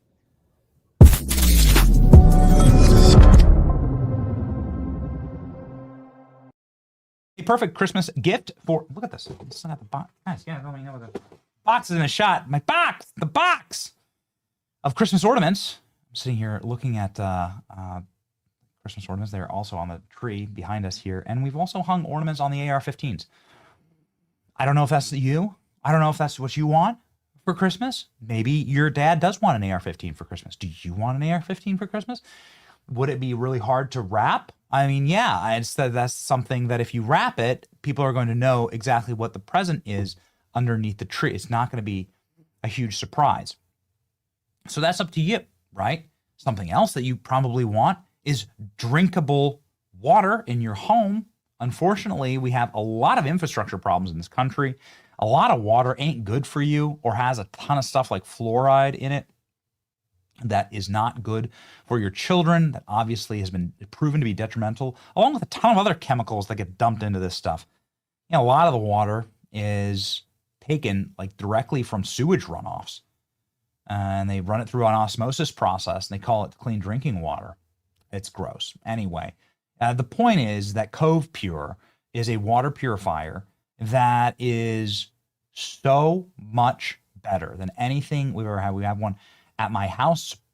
Perfect gift if you have somebody in your home that doesn't want to drink all that fluorinated water.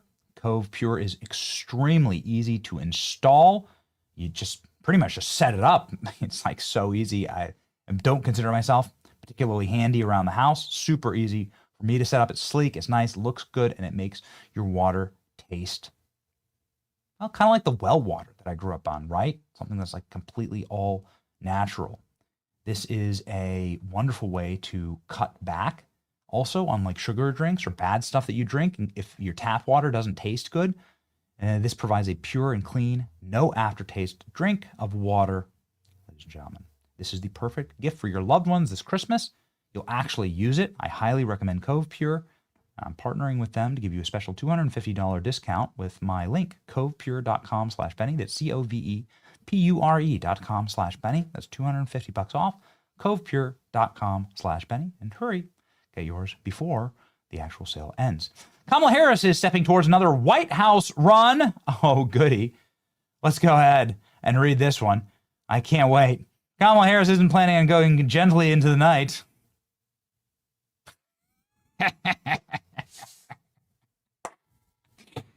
make it too easy. You make it too easy. Kamala doesn't want to have a gentle night. You know what I mean? It's time to run again. You got to get that promotion. Get Willie Brown back. And let's get to work. Come on. You know the clip of Kamala Harris working for Willie Brown, and they're like kissing, and a reporter like has them on camera. They're like, "Is that your wife?" Because he was married at the time, or is that your girlfriend? And she's like, so good. Sorry, this is the lore. Why does it matter? Despite worries from party leaders and donors that she can't win, Harris remains near the top of most 2028 Democrat primary polls. Strong support among black voters. I don't know about that. Most critical voting bloc for Democrat presidential primaries. Anyway, according to insiders, she's ready to make a run for the White House again in 2028. That's why she didn't run for governor of California. She probably would have been able to do very well in that race. After lying low for the first part of the year and embarking on a book tour, Kamala Harris made several moves that many Democrats see as the beginning of a 2028 campaign. Her book tour expanded. Harris announced many more stops to promote her book called 107 Days, how she spent $2 billion in 107 days paying off all of her friends to endorse her. Cool. Great job, Oprah. Glad you made a bag. Everyone's so worried about Oprah. Oprah made millions off Kamala Harris's presidential campaign. Tour's tops will include primary states. Wow, like South Carolina. And she appeared before the Democrat National Committee. Harris and her husband, Doug Emhoff, mingled with National Party officials, state party chairs in Los Angeles at the DNC winter meeting. At a reception on Wednesday evening, DNC chair introduced her as the former second gentleman and maybe the future first gentleman. Oh, no. Harris is rolling out new rhetoric, too. Great. Great job, everyone. I say go for it. Not only because we have the clip here of Kamala Harris being called Willie Brown's girlfriend. Remember, he's married when this happened. This is good. Here you go. Fine women. Are you his daughter? No, I'm not. And fast cars. You said from now on. Are you his daughter? Fine women. Are you his daughter? No, I'm not. And fast cars. Okay, got it. So it was while Kamala was his girlfriend. Look at Kamala right there. Look at Kamala right there. Look at this.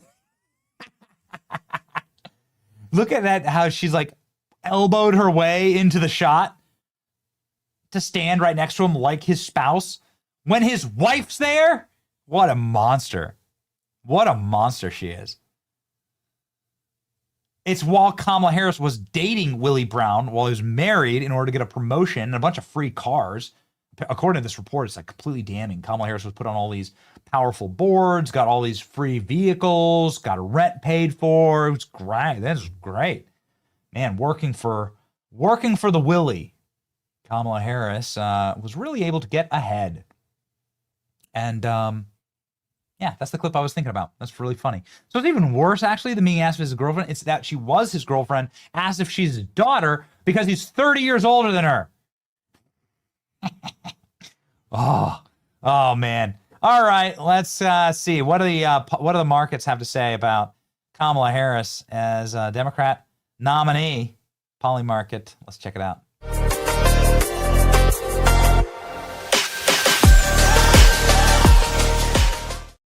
We got here. Who is the leader of the Democrat potential nomination for 2028?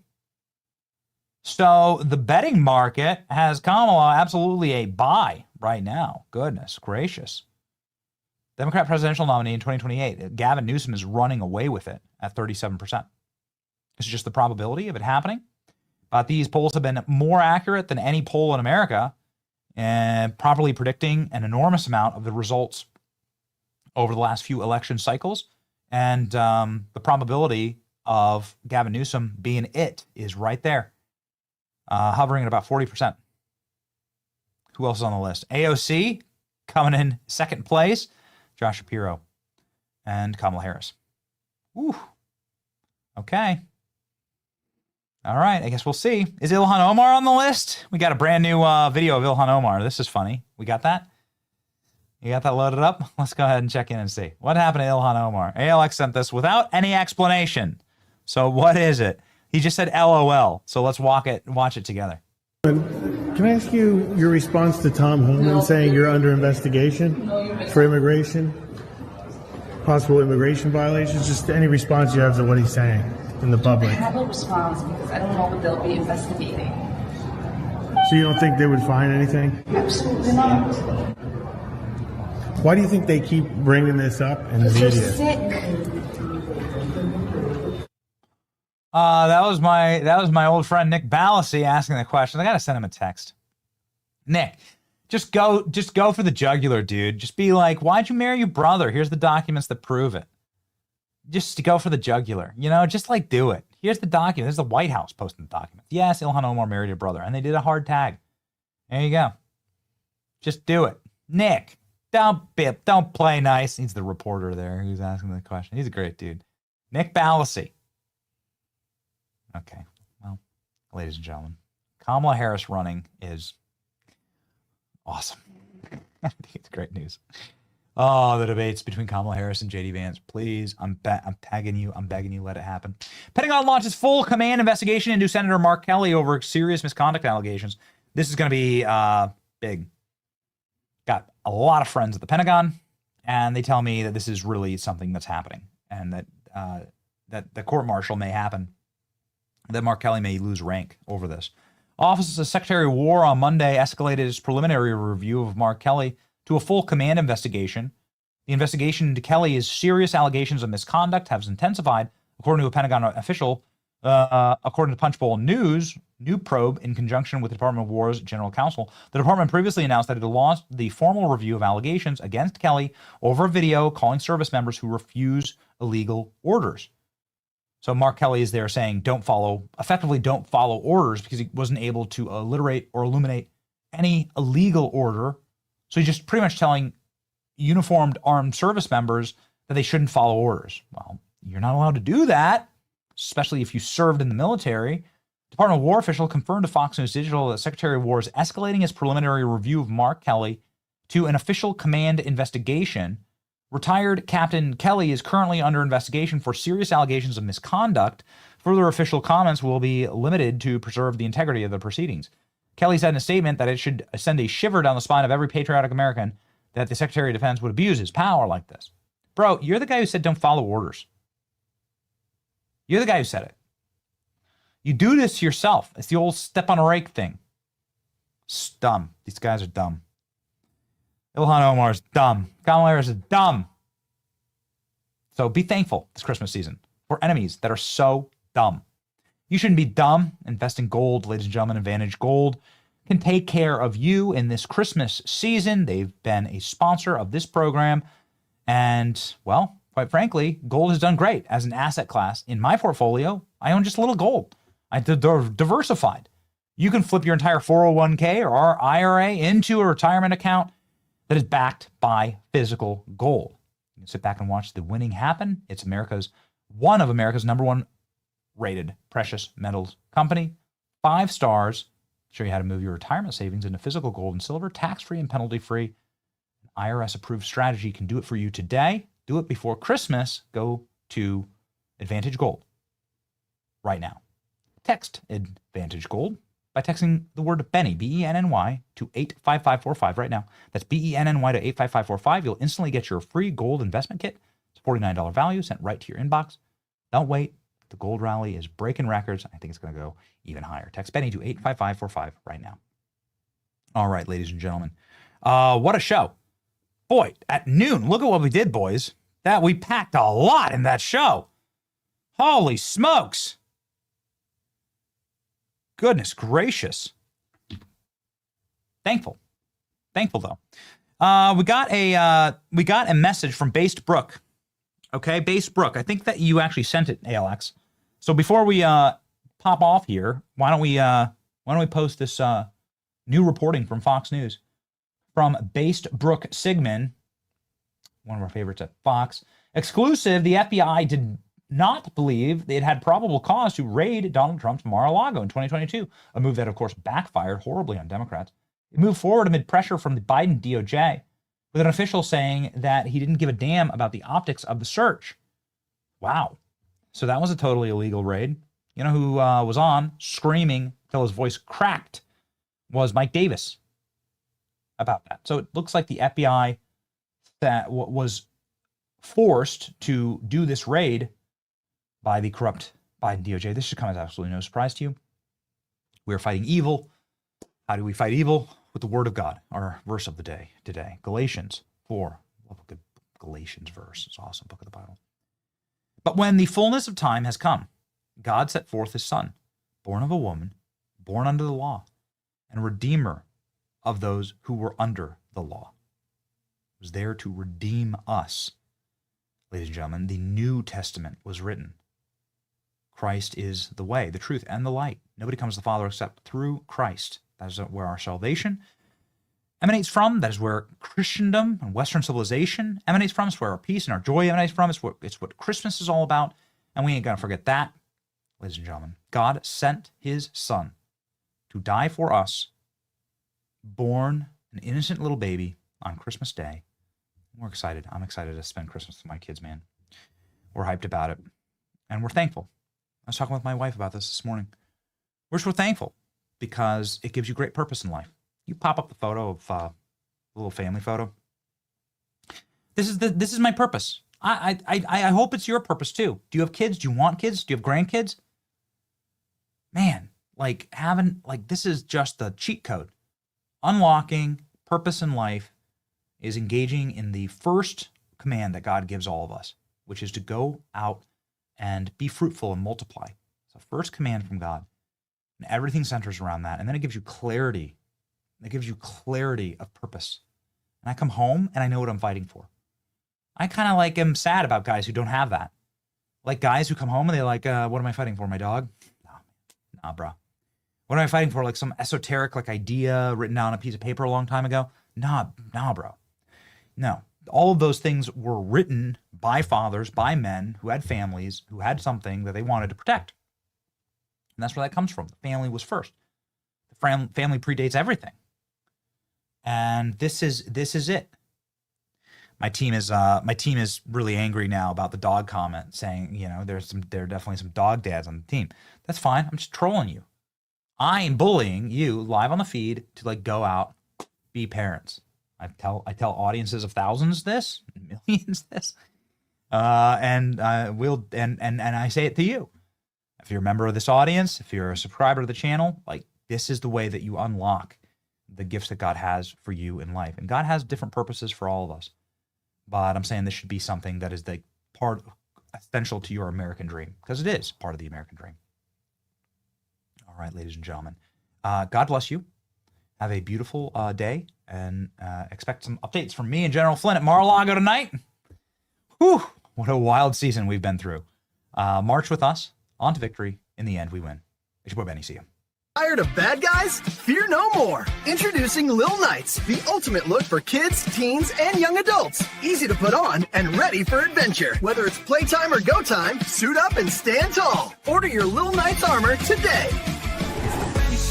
Where the truth gon' be, faith and freedom on your TV screen. Stand up strong, battle through the night. The Benny Show's here, bringing liberty to light. From the speeches to debates, Benny sharp like a blade. Cutting through the lies, watch the truth cascade. With the warrior's heart, this man never fades. You know it's prime time when Benny invades. From saving the nation to stories untold, the Benny Show's a storm, see the truth unfold. Stay in the loop, let freedom take hold. Salting all the libs, soul never sold. It's the Benny Show, where the truth gon' be. Faith and freedom on your TV screen. Stand up strong, battle through the night. The Benny Show's here, bringing liberty to light. Liberty to light.